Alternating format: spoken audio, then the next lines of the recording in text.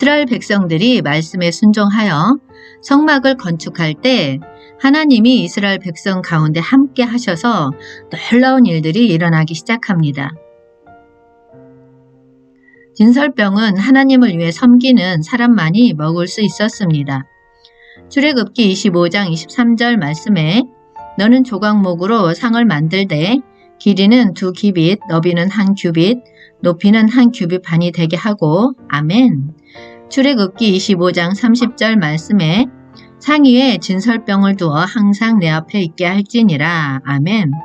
하나님 나라를 위하여 그 나라와 그 의를 위해 충성하게 되면 누릴 수 있는 축복을 주시는데 그것이 진설병입니다. 성소 안에는 3가지가 있습니다.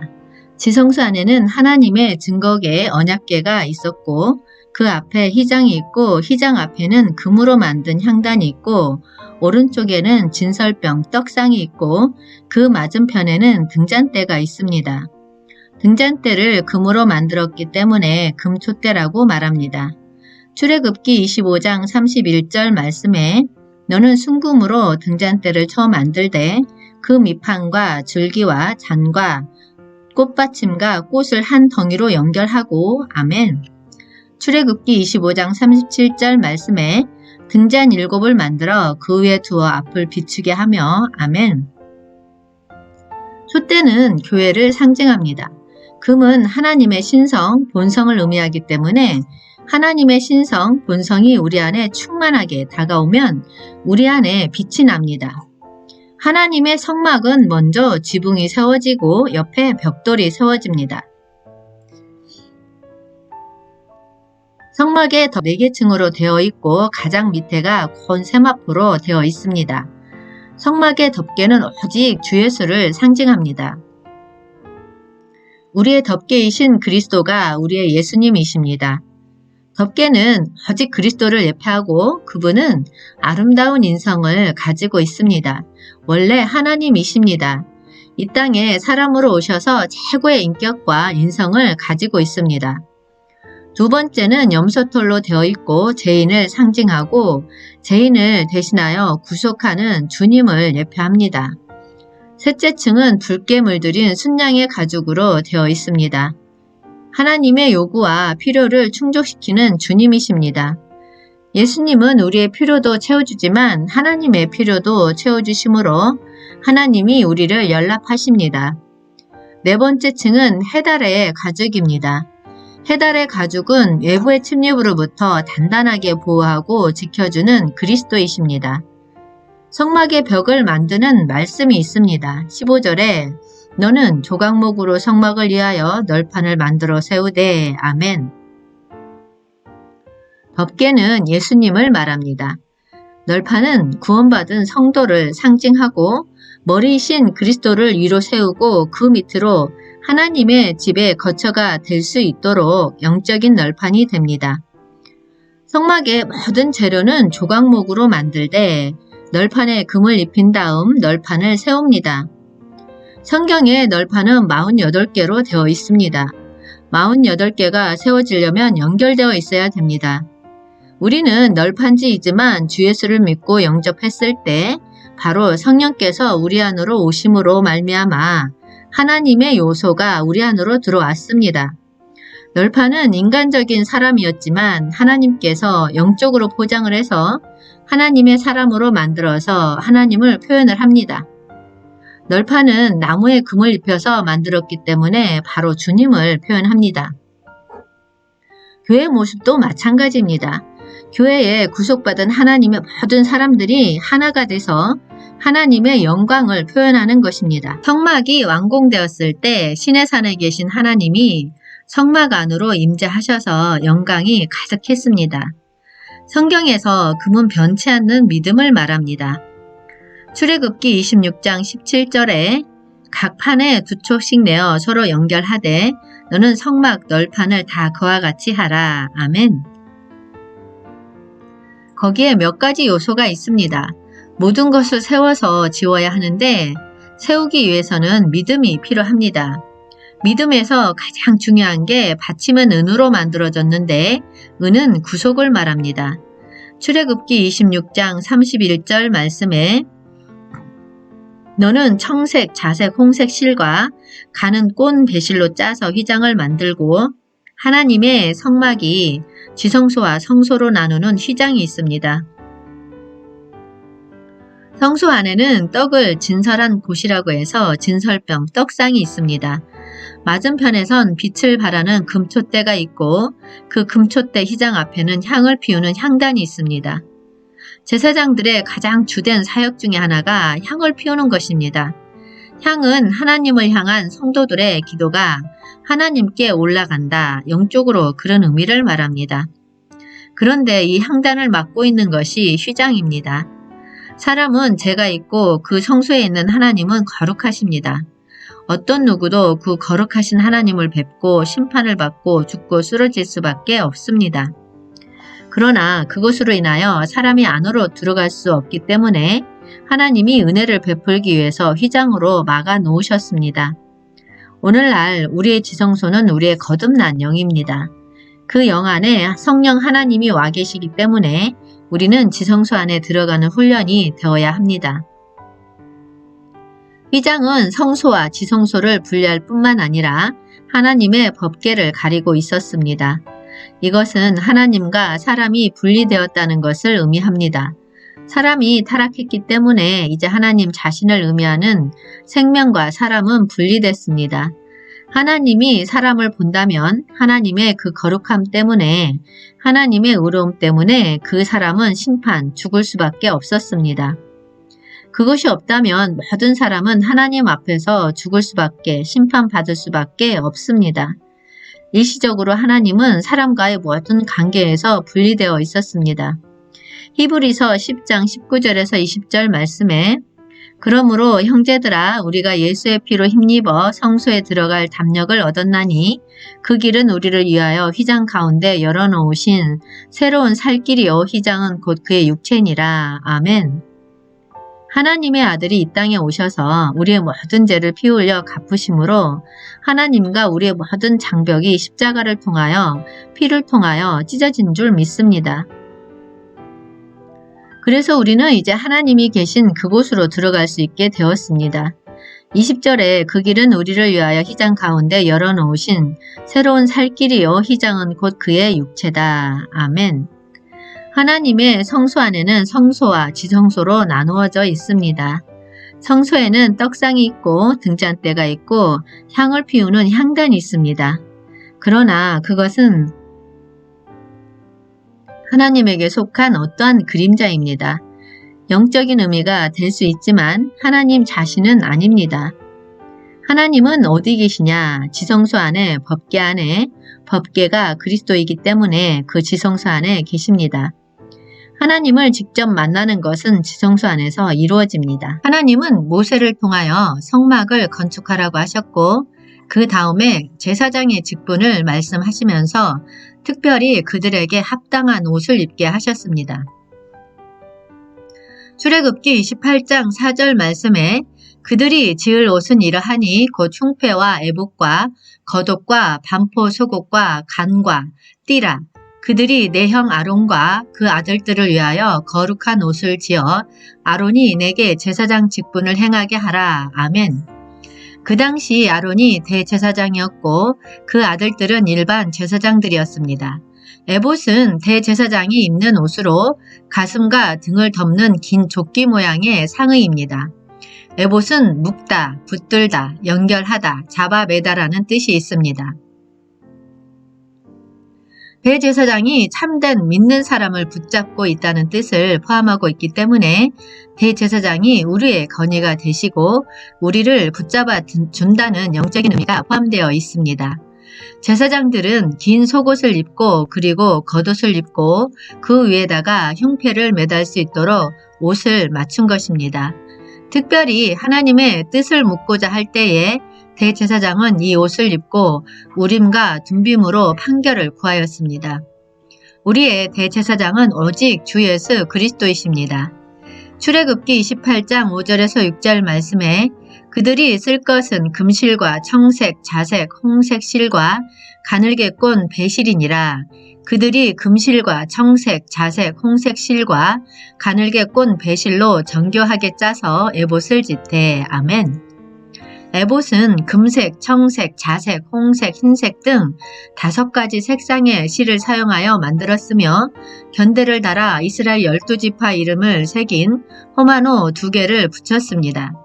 또 에봇 위에 매는 띠는 금실, 청색, 자색, 홍색 실과 가늘게 꼰 배실로 짜서 붙였습니다. 예수 그리스도는 금으로 된 하나님의 신성을 가지신 분이시고 그분은 배실, 즉 인성을 가지신 사람이신 것을 포함하고 있습니다. 청색은 하늘의 색으로 영적인 권위를 표현하고 자색은 왕들의 색으로 왕의 권위를 의미합니다. 홍색은 구속을 의미합니다. 대제사장이 예수 그리스도이므로 그분이 우리의 구속주가 되시고 그분의 피로 우리를 속량하신다는 것입니다. 이스라엘 12지파는 신약에서 구원받은 모든 하나님의 백성들을 말합니다. 그래서 그분께서 대제사장으로 어깨에 우리를 메고 계신다는 것입니다. 대제사장이 아닌 사람들도 에봇을 입은 경우가 있었는데 다윗과 사무엘이었습니다. 다윗은 언약궤가 다윗성에 들어올 때에 배 에봇을 입고 춤을 추었으며 사무엘은 어렸을 때 세마포 에봇을 입고 하나님을 섬겼습니다. 우리 안에는 하나님이 창조한 모습도 있고 타락한 요소도 있습니다.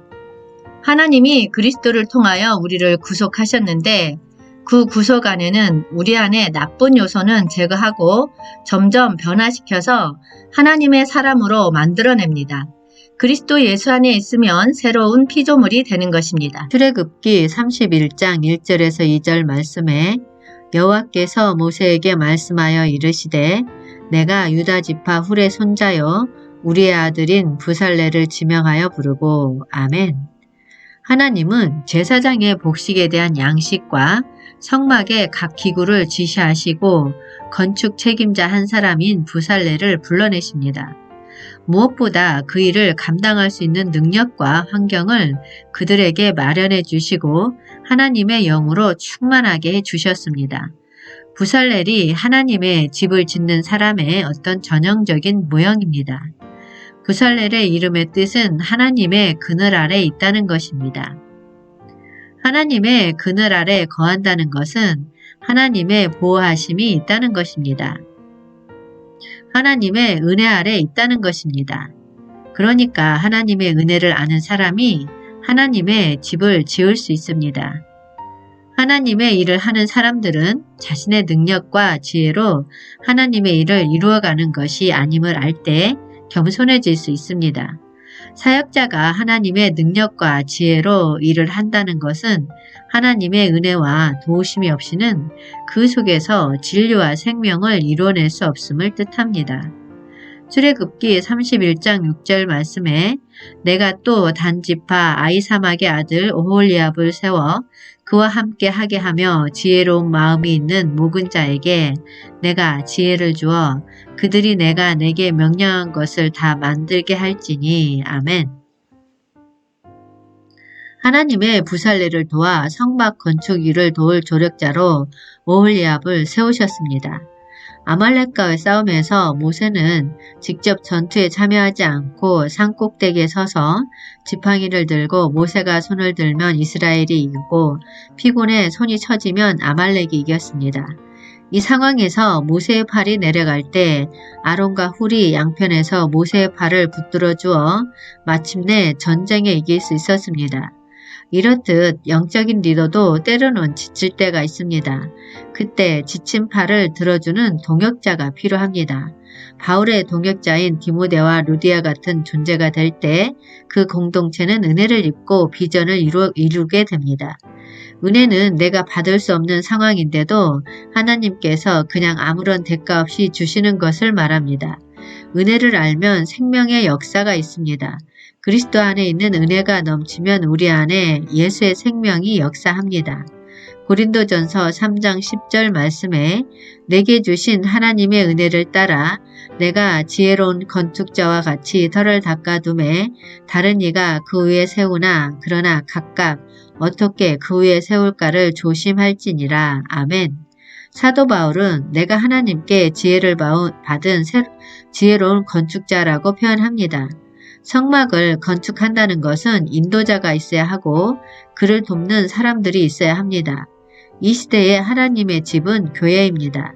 교회가 하나님의 거처이고 하나님의 주권과 형상을 표현하는 곳. 모세가 40일 동안 하나님과 함께 하기 전에 하나님께서는 이스라엘 백성이 하나님을 만날 수 있는 길을 예비해 놓으십니다. 출애굽기 31장 18절 말씀에 여호와께서 시내산 위에서 모세에게 이르시기를 마치신 때에 증거판 둘을 모세에게 주시니 이는 돌판이요 하나님이 친히 쓰신 것이더라. 아멘. 하나님은 성막에 대한 이야기를 자세하게 하신 후 증거판을 친히 쓰셔서 모세에게 줍니다. 그리고 대제사장에 대한 규례와 그들이 섬길 것에 대한 이야기를 하십니다. 성막은 그리스도를 상징합니다. 성막과 대제사장은 하나님을 만날 수 있는 길을 예비해 놓으신 것입니다. 율법을 주시기 전에 하나님 백성들에게 은혜의 길을 이미 예비해 놓으신 것입니다. 이스라엘 백성들은 40일 동안 모세를 기다리다가 우리를 위하여 우리를 인도할 신을 만들라라고 아론에게 말을 합니다. 아론은 가지고 있는 금을 가지고 오라고 하여 금송아지를 만들어서 우상을 섬기게 됩니다. 이스라엘 백성은 지금까지 경험했던 신은 보이는 신이었습니다. 그러나 애굽에서 이끌어내신 여호와 하나님은 보이지 않으며 말씀하시는 분입니다. 사람은 절대 하나님을 볼 수 없습니다. 하나님 외에 다른 신을 섬기지 말며 어떤 형상도 만들지 말라고 하셨습니다. 즉 하나님을 보이는 신으로 착각하지 말라는 것입니다. 이스라엘 백성들은 그동안 애굽에서 섬겼던 신과 여호와에 대한 이해를 뛰어넘지 못하고 눈에 보이는 신이 있어야 마음의 안정을 찾았던 것입니다. 모세가 돌판을 가지고 내려오다가 우상을 섬기는 모습을 보고 십계명 돌판을 던지고 깨뜨리게 됩니다. 출애굽기 32장 10절 말씀에 그런즉 내가 하는 대로 두라. 내가 그들에게 진노하여 그들을 진멸하고 너를 큰 나라가 되게 하리라. 아멘. 하나님은 극도로 분노하여 이스라엘을 진멸하겠다고 선언하십니다. 하나님은 이스라엘 백성이 부패했다고 말하시고 목이 뻣뻣한 백성이라고 표현을 하시는데 이것은 겸손히 하나님을 배우려 하지 않고 기존에 자기들이 가진 신관을 바꾸려 하지 않는 완악한 마음을 말하는 것입니다. 하나님을 우리의 경험으로 제한해서는 안 됩니다. 하나님은 우리의 경험과 이성을 뛰어넘어 언제나 새롭게 역사하십니다. 하나님께서 모세에게 시내산에서 십계명을 주실 때에 산 아래에서는 이스라엘 자손들이 금송아지를 만들어 놓고 먹고 마시며 뛰놀고 있었습니다. 하나님께서는 이 백성들을 싹 쓸어버리겠다고 하자 모세는 백성을 사랑하는 마음이 있었기에 하나님의 분노를 진정시켰습니다. 출애굽기 32장 13절에서 14절 말씀에 주의 종 아브라함과 이삭과 이스라엘을 기억하소서. 주께서 그들을 위하여 주를 가리켜 명세하여 이르시기를 내가 너희의 자손을 하늘의 별처럼 많게 하고 내가 허락한 이 온 땅을 너희의 자손에게 주어 영원한 기업이 되게 하리라 하셨나이다. 여호와께서 뜻을 돌이키사 말씀하신 화를 그 백성에게 내리지 아니하시니라. 아멘. 모세가 사랑과 긍휼의 영으로 기도하니까 하나님께서 화를 내리지 아니하셨습니다. 모세는 산 위에서 하나님의 마음을 가지고 내려오면서 그의 손에는 하나님께서 직접 쓰셔서 주신 증거판이 있었습니다.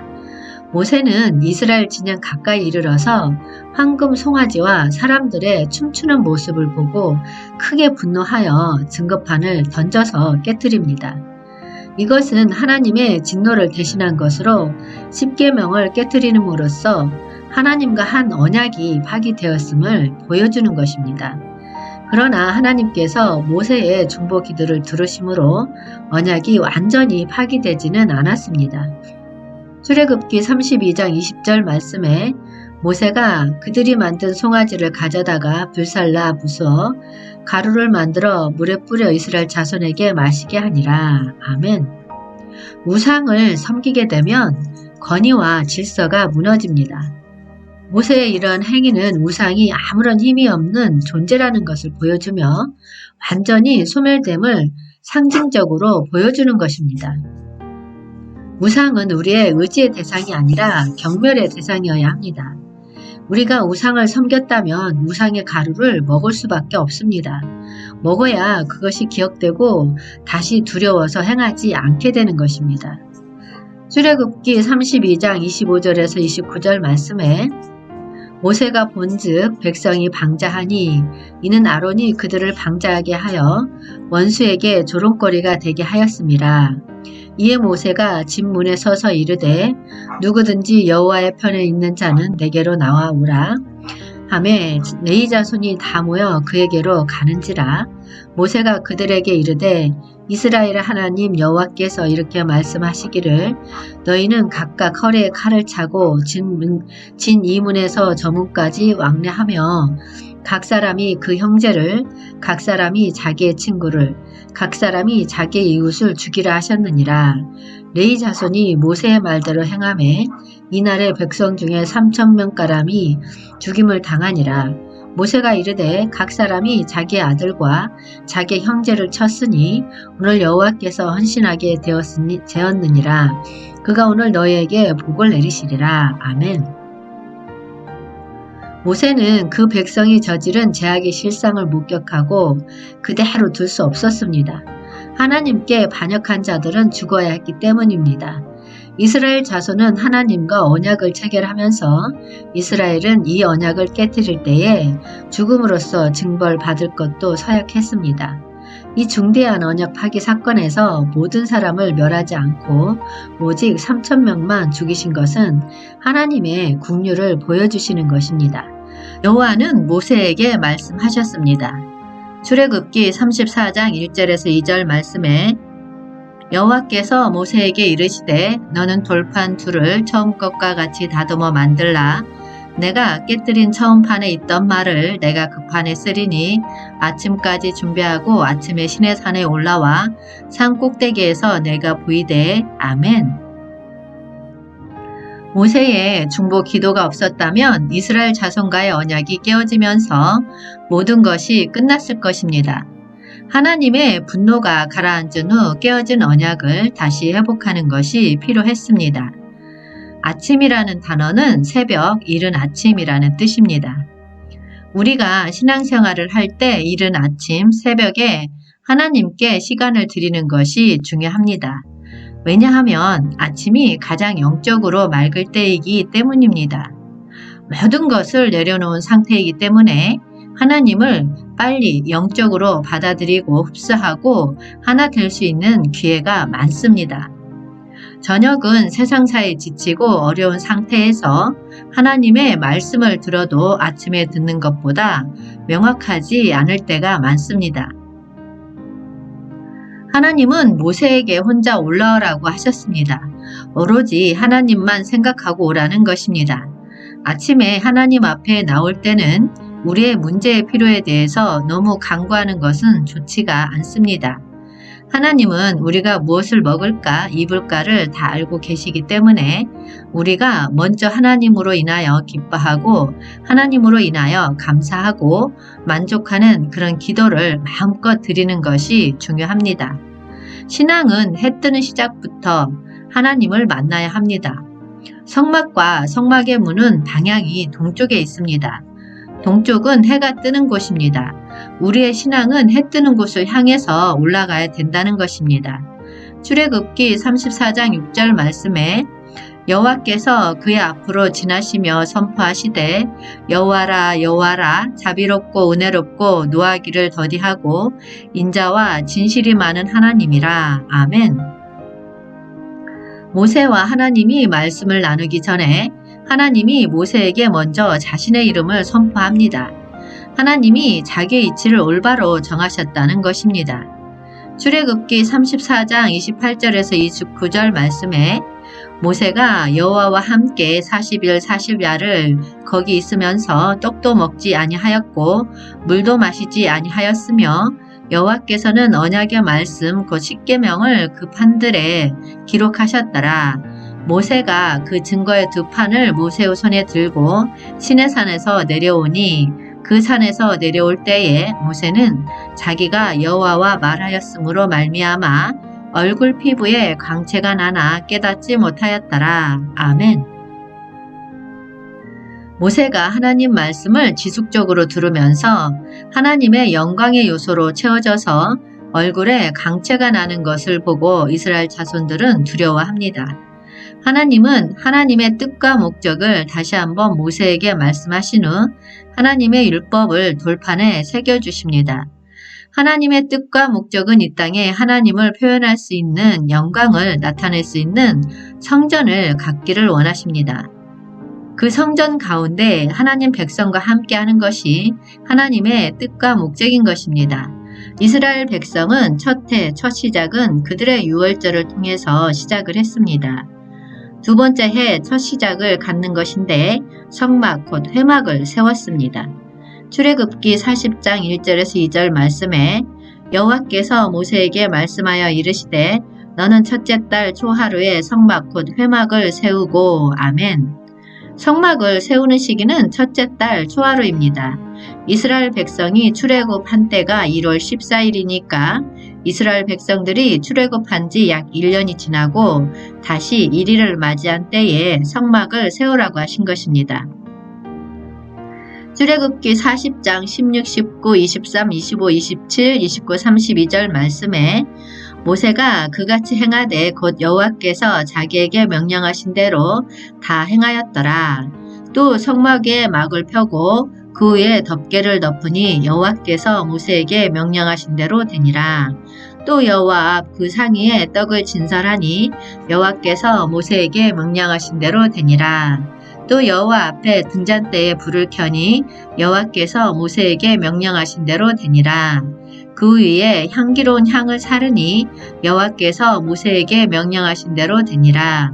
또 회막의 성막문 앞에 번제단을 두고 번제와 소제를 그 위에 드리니 여호와께서 모세에게 명령하신 대로 되니라. 그들이 회막에 들어갈 때에 제단에 가까이 갈 때에 씻었으니 여호와께서 모세에게 명령하신 대로 되니라. 아멘.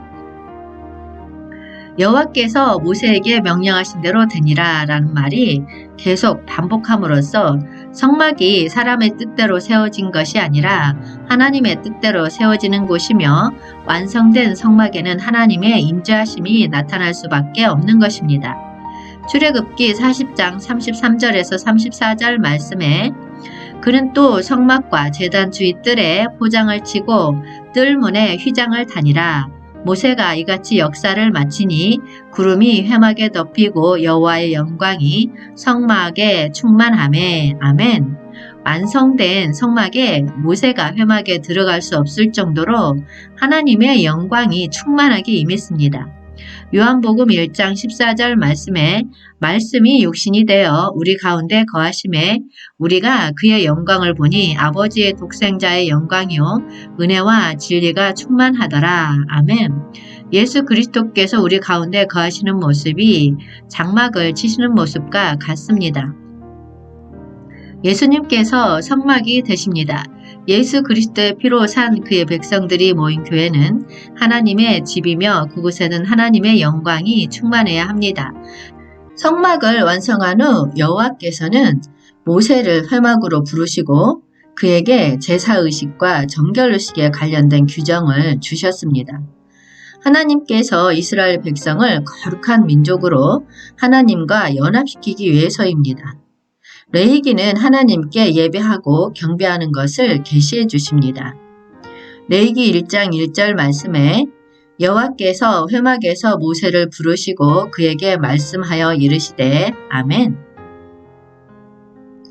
전지전능하신 하나님께서 우리 안에 오셔서 말씀하신다는 것입니다. 회막은 하나님과 백성이 만나는 곳이기 때문에 성막을 회막이라고 부르는 것입니다. 구약에서 성막, 제물, 제사장은 예수님을 말합니다. 예배는 영과 진리 안에서 예배해야 합니다. 우리는 오직 예수 그리스도를 통해서만이 예배가 이루어집니다. 레위기 1장 2절에서 3절 말씀에 이스라엘 자손에게 말하여 이르라. 너희 중에 누구든지 여호와께 예물을 드리려거든 가축 중에서 소나 양으로 예물을 드릴지니라. 그 예물이 소의 번제이면 흠없는 수컷으로 회막문에서 여호와 앞에 기쁘게 받으시도록 드릴지니라. 아멘. 가축 중에서 소나 양으로 예물을 드릴지니라. 이 말은 생축으로 예물을 드리라는 것입니다. 그것은 제사함을 위해서는 반드시 피 흘리는 대속의 죽음이 있어야 하기 때문입니다. 흠없는 수컷은 이 뜻은 예수 그리스도의 피 흘림이 없이는 결코 제사함도 없다는 것입니다. 예물을 드린다는 것은 단순히 물질을 드리는 것이 아니라 나를 하나님께 드리는 것입니다. 레위기 1장 4절 말씀에 그는 번제물을 머리에 안수할지니 그를 위하여 기쁘게 받으심이 되어 그를 위하여 속죄가 될 것이라. 아멘. 구약에서 안수의 영적인 의미는 안수하는 사람과 안수받는 사람이 동일시 된다는 것입니다. 안수를 하고 제물을 드린다는 것은 내가 드려지는 것이고 내가 죽는 것을 의미합니다. 하나님께 우리의 온전한 헌신을 의미합니다. 하나님이 가장 원하시는 것은 우리가 그리스도의 장성한 분량만큼 성장하는 것입니다. 우리가 주 예수를 믿는 순간 하나님의 생명이 우리 안에 들어옵니다. 우리 안에 있는 하나님의 생명이 점점 성장해야 합니다. 예배는 죄인인 내가 용서받고 사는 은혜를 기억하고 반드시 피 흘림이 있는 제사가 되어야 합니다. 희생도 죽음도 없이 번제단에 태울 것이 없는 제사는 올바른 제사가 아니라는 것입니다. 하나님께 드리는 예물은 죄를 깨닫고 여호와의 백성들이 섬기는 표시로서 백성들의 자발적이고 헌신적인 믿음의 고백으로 예물을 드리는 것입니다. 레위기 2장 1절 말씀에 누구든지 소재의 예물을 여호와께 드리려거든 고운 가루로 예물을 삼아 그 위에 기름을 붓고 또 그 위에 유황을 놓아. 아멘. 소재를 드리려면 고운 가루, 기름, 유황이 필요합니다. 고운 가루가 되기 위해서는 하나님 앞에서 여러 가지 환경을 통해서 깨어지고 부서져서 어떤 누구와도 섞일 수 있는 성령에 의해서 변형된 합당한 인성이 필요합니다. 구약에서 기름은 신약에서 하나님의 영, 성령입니다. 우리는 성령과 연합된 사람이 되어야 합니다. 우리가 성령으로 충만하고 연합된 모습이 있을 때 남들이 우리 안에서 예수의 냄새를 그리스도의 향기를 맡을 수 있습니다. 우리의 삶에는 하나님의 임재가 있어야 합니다. 하나님을 예배할 때 십자가를 지는 마음이 있어야 합니다. 레위기 2장 11절 말씀에 너희가 여호와께 드리는 모든 소제물에는 누룩을 넣지 말지니 너희가 누룩이나 꿀을 여호와께 화제로 드려 사르지 못할지니라. 아멘. 누룩은 죄를 우리의 허물을 의미합니다. 꿀은 애정을 의미합니다. 인간적인 사랑을 의미합니다. 이 두 가지는 소재에 들어가서는 안 되는 것들입니다. 죄가 있을 때는 하나님께 철저히 자백하고 회개하면 그분의 보혈이 우리를 깨끗하게 씻어줍니다. 제가 기억날 때마다 순간순간 자백하면 양심의 자유함을 얻고 정죄함이 없어서 하나님과 평화와 자유를 누리게 됩니다. 레위기 2장 13절 말씀에 내 모든 소제물에 소금을 치라. 내 하나님의 언약의 소금을 내 소재에 빼지 못할지니 내 모든 예물에 소금을 드릴지니라. 아멘. 십자가를 우리 마음에 품으면 항상 썩지 않게 하고 부패하지 않게 됩니다. 예수님은 번제물로 소제물로 드려지는 삶을 사셨습니다. 우리도 온전히 순종함으로 하나님께 영광을 돌리는 삶을 살아야 하겠습니다. 번제와 소제는 매일 아침과 저녁에 2번 의무적으로 드려야 하는 제사였지만 화목제는 소, 양, 그리고 염소를 암수 구분 없이 바칠 수 있었습니다. 레위기 3장 1절 말씀에 사람이 만일 화목제의 제물을 예물로 드리되 소로 드리려면 수컷이나 암컷이나 흠 없는 것으로 여호와 앞에 드릴지니. 아멘.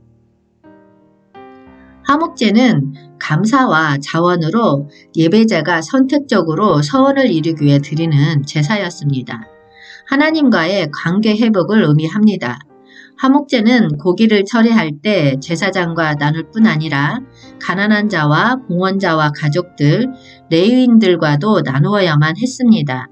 기름과 피를 먹지 말라고 강조하시므로 흠 없는 제물로 드리되 최상급의 부위는 하나님께 기꺼이 드리는 마음이 예배자가 가져야 할 자세입니다. 하나님과 화평을 누릴 때 방해가 되는 것이 죄입니다. 속죄제와 속건제는 죄라는 문제를 다루고 있습니다. 속죄제는 죄를 범하였을 때 죄사함을 위해 드려야 했던 제사입니다. 범하였다는 말은 실수로 부지 중에 범하였다는 뜻입니다. 고의적 범죄와 구별됩니다. 레위기 4장 17절 말씀에 그 제사장이 손가락으로 그 피를 찍어 여호와 앞 휘장 앞에 7번 뿌릴 것이며. 아멘. 휘장 앞 지성소에서 피를 7번 뿌릴 때 지성소에 계신 하나님께서 우리의 죄를 완전히 용서했다는 것입니다. 레위기 4장 30절 말씀에 제사장은 손가락으로 그 피를 찍어 번제단 뿔들에 바르고 그 피 전부를 제단 밑에 쏟고. 아멘. 마당에서 제물을 잡던 번제단에 피를 바르고 밑에 쏟음으로 십자가의 구속을 통해서 하나님께 연락되었다는 것입니다. 죄에 대한 두려움을 갖지 말라는 것입니다. 속건제는 속죄제보다 제값과 보상의 의미가 강조되고 있습니다. 증언을 회피한 경우, 부정한 것을 만졌을 경우, 헌맹세를 했을 경우는 자신의 죄를 자복하고 하나님께 속건제를 드려야 했습니다. 또한 성물에 대한 잘못을 범한 경우, 하나님이 금하신 계명을 범하는 경우, 거짓 증거나 거짓 맹세를 했을 경우 속건제를 드렸습니다. 속건제는 죄는 죄책이 있으며 속죄는 그 죄책의 보상임을 보입니다. 예수 그리스도의 속죄 사역은 죄값을 지불하신 것입니다. 우리는 순간순간 예수님을 나의 속건 제물과 속죄 제물로 받아들이면 하나님과 화목이 회복되고 하나님을 우리의 생명의 떡으로 생수로 마시고 누리게 될 것입니다. 하나님을 예배하고 경배하려면 세 가지가 필요합니다. 하나님이 거하시는 성막, 성전이 있어야 하고 하나님을 섬길 제사장이 필요합니다. 하나님께서는 이스라엘의 제사장을 세우실 때 아론과 그 아들들을 지명하여 세우셨습니다. 아론은 금송아지를 만들어 우상 숭배의 주동자였지만 하나님의 은혜를 보여주셨습니다. 하나님을 섬기려면 거룩해야 합니다. 성령은 거룩한 영이라고 부릅니다. 세상의 통속적인 것과 구별되었다는 것입니다. 하나님의 제사장이 되려면 성령으로 찢겨진 다음에 예수님으로 속옷과 겉옷을 입어야 합니다. 성령이 우리 안에서 흘러 넘쳐야 되고 머리 위에 능력이 임해야 합니다. 레위기 8장 10절에서 11절 말씀에 모세가 간유를 가져다가 성막과 그 안에 있는 모든 것에 발라 거룩하게 하고 또 제단에 7번 뿌리고 또 그 제단과 그 모든 기구와 물두멍과 그 받침에 발라 거룩하게 하고. 아멘. 우리가 섬기는 봉사와 사역에는 성령의 기름 부음이 있어야 된다는 것입니다. 하나님을 섬긴다는 것은 오직 성령으로 채워지는 것입니다. 성령을 떠나서 행하는 것은 죄입니다. 하나님을 섬길 때 우리 안에 죄성이 있기 때문에 항상 주님 앞에 속죄제를 드려야 합니다. 우리에게 타락한 육신이 있다는 것을 항상 기억하고 내 안에 계신 주님을 바라봐야 합니다. 또한 우리는 절대적으로 하나님을 위한 삶을 살아야 된다는 것입니다. 레위기 8장 22절에서 23절 말씀에 또 다른 순양 곧 이임식의 순양을 드릴새 아론과 그의 아들들이 그 순양의 머리에 안수하매 모세가 잡고 그 피를 가져다가 아론의 오른쪽 깃뿌리와 그의 오른쪽 엄지손가락과 그의 오른쪽 엄지발가락에 바르고. 아멘. 믿음은 두름에서 난다고 합니다. 부정적이고 소극적인 이야기를 하는 사람들은 귀에 피를 바르지 않은 사람입니다. 엄지발가락, 엄지손가락에 피를 바른다는 것은 내가 일하는 모든 것, 행동하는 모든 것들에 피를 바르면서 행해야 한다는 것입니다. 우리는 하나님을 섬길 때 나에게 죄성이 있다는 것을 인식하고 듣는 것을 조심하고 말도 조심해야 합니다. 이렇게 제사장으로 봉사했을 때 하나님이 나타나십니다. 그리고 축복이 부어지고 그리고 성령의 불이 임합니다. 우리 모두는 왕같은 제사장으로 부름받았습니다. 하나님이 나타나신 것은 하나님의 영광이 우리와 함께하는 것입니다. 그것은 거룩함을 나타내는 것으로 하나님이 우리의 모든 봉사를 연락하셨다는 의미가 있습니다. 이와 반대로 소극적으로 합당한 봉사를 하지 못하면 하나님의 심판의 불이 임한다는 뜻도 있습니다.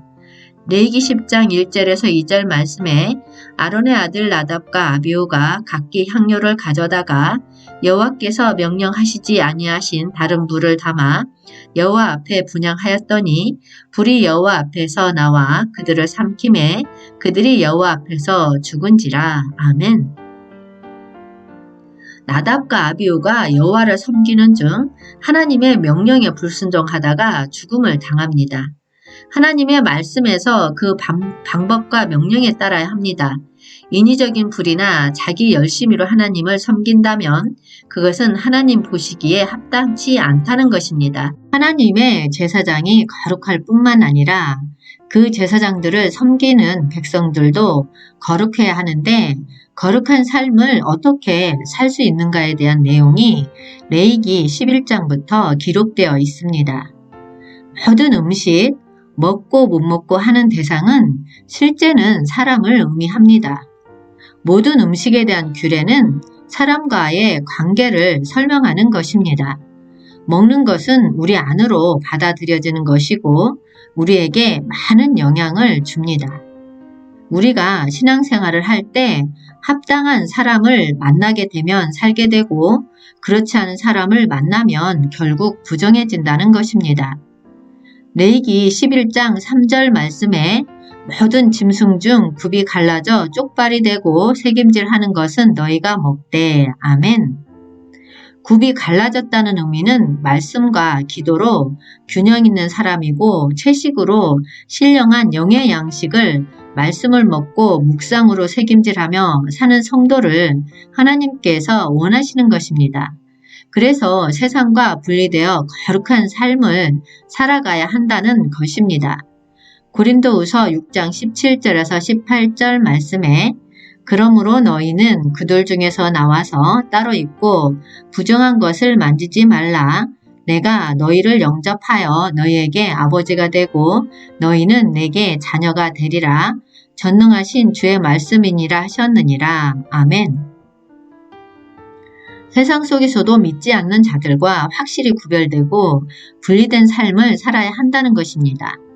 레위기 11장 9절 말씀에 물에 있는 모든 것 중에서 너희가 먹을 만한 것은 이것이니 강과 바다와 다른 물에 있는 모든 것 중에서 지느러미와 비늘 있는 것은 너희가 먹되. 아멘. 바다는 타락하고 부패한 세상을 의미합니다. 세상의 흐름은 하나님을 반대하는 흐름입니다. 세상의 흐름에 빠지지 않고 세상을 정하고 세상의 조류를 이길 수 있는 힘과 능력 있는 사람과 교제하라는 것입니다. 깨끗한 새들은 씨를 먹습니다. 씨 안에는 생명이 들어가 있기 때문에 세상을 초월할 수 있는 믿음도 있어야 되지만 항상 생명의 것을 취하는 믿음이 있어야 한다는 것입니다. 레위기 11장 21절 말씀에 다만 날개가 있고 네 발로 기어다니는 모든 곤충 중에 그 발에 뛰는 다리가 있어서 땅에서 뛰는 것은 너희가 먹을지니. 아멘. 먹을 수 있는 곤충은 날개가 있어야 합니다. 우리가 세상에 살고 있지만 세상을 넘어설 수 있는 것은 뛰어 반항할 수 있는 그런 사람들과 교제해야 한다는 것입니다. 영적인 지느러미가 있어서 세상의 흐름에 딸려가지 않고 세상을 저항해서 이길 수 있는 사람, 세상의 유혹에 빠지지 않고 쩌들지 않는 비늘을 가지고 있는 사람, 땅을 초월할 수 있는 은혜가 있는 사람, 항상 생명의 씨, 생명의 말씀을 사모하는 사람, 세상이 우리를 붙잡을 때 그것에서 간절의 힘으로 뛰어오를 수 있는 능력 있는 사람과 교제를 하라고 말씀하시는 것입니다. 보편적으로 죄에 대한 인식은 강하여 죄를 지으면 속건제물을 가지고 회개를 하고 그 자리에서 죄를 깨끗하게 합니다. 그러나 사망을 만진 자들은 오랜 시간이 걸려야 회복이 됩니다.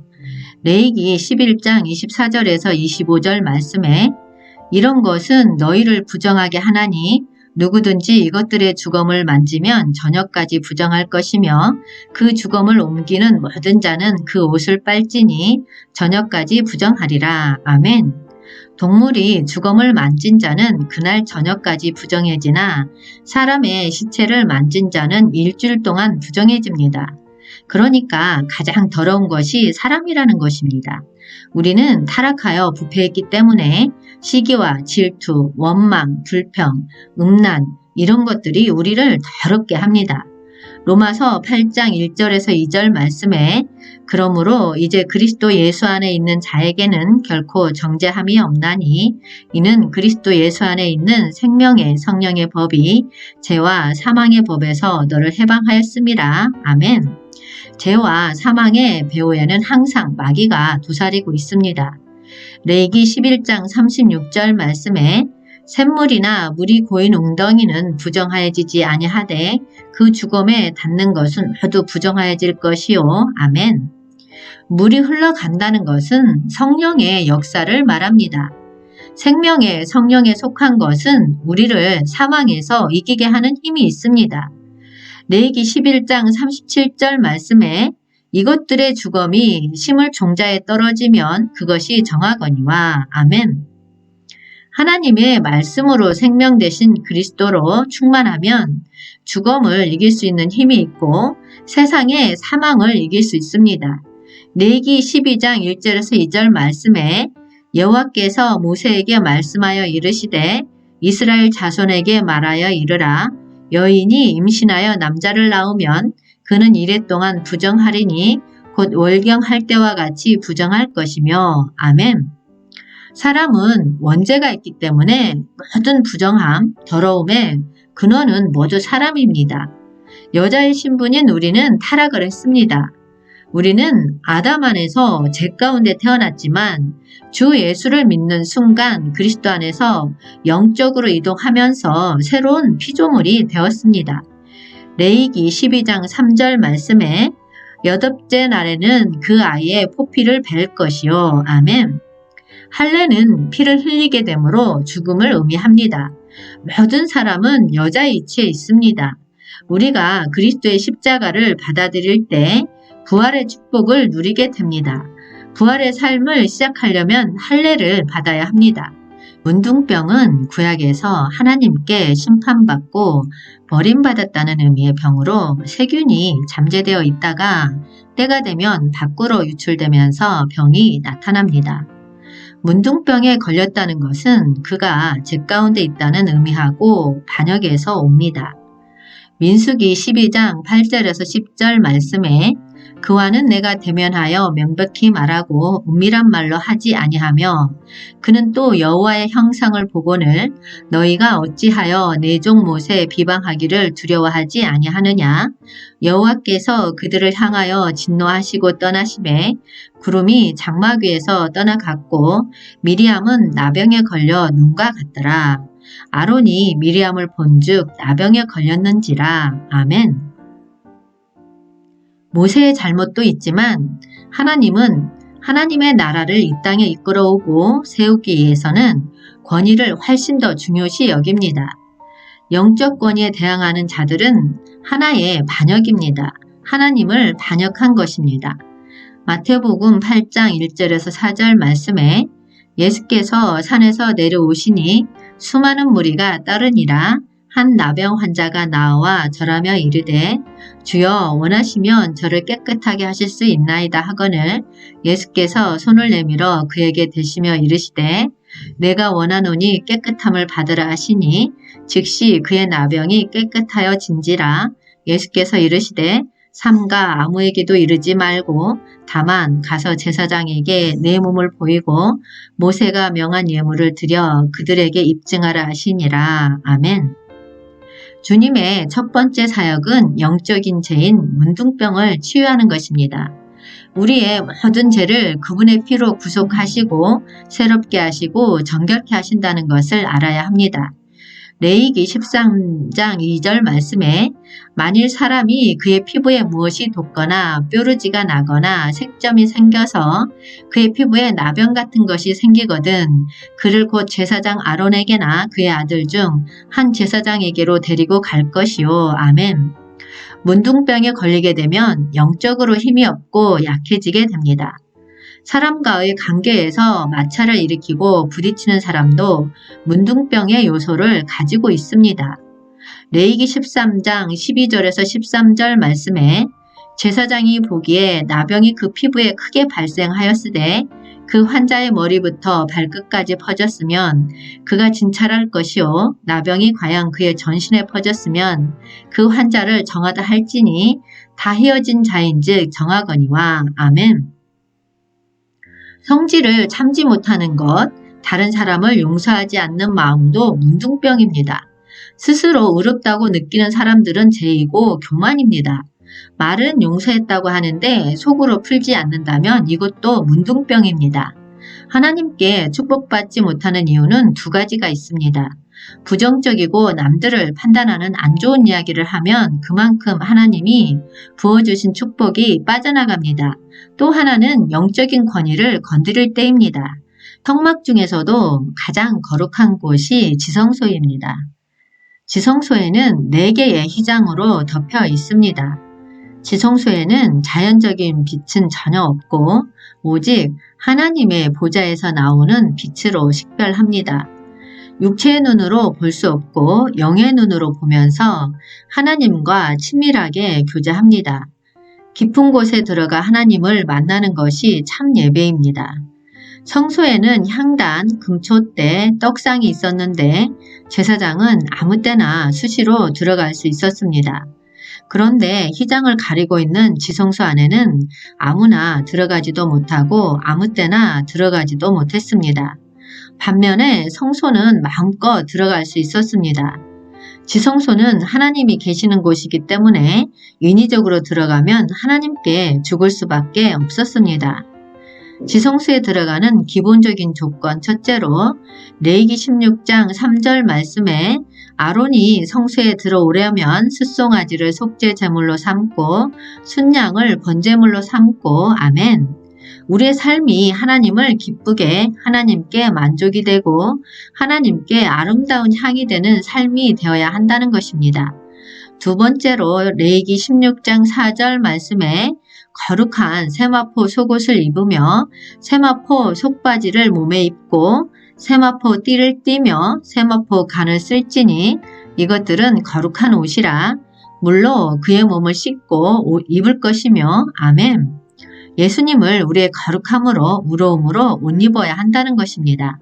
세 번째로 레위기 16장 12절에서 13절 말씀에 향로를 가져다가 여호와 앞 제단 위에서 피운 불을 그것에 채우고 또 곱게 간 향기로운 향을 두 손에 채워가지고 휘장 안에 들어가서 여호와 앞에서 분향하여 향연으로 증거계 위 속죄소를 가리게 할지니 그리하면 그가 죽지 아니할 것이며 아멘.